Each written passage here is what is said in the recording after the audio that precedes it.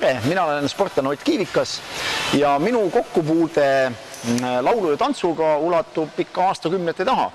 Kõigepealt mulle meenub peotants, milles ma käisin lühikest aega ja kui tagasi mõelda, mis see võib-olla tantsukarjääri lõpetamise põhjus oli, siis ma mäletan, ma natukene pelgasin ikkagi tüdrukuid.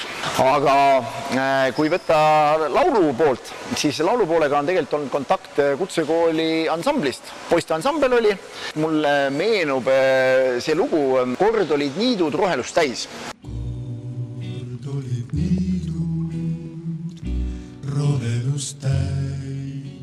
Olen alati imetlenud inimesi, kellel on kas väga hea lauluoskus või väga hea pillimänguoskus.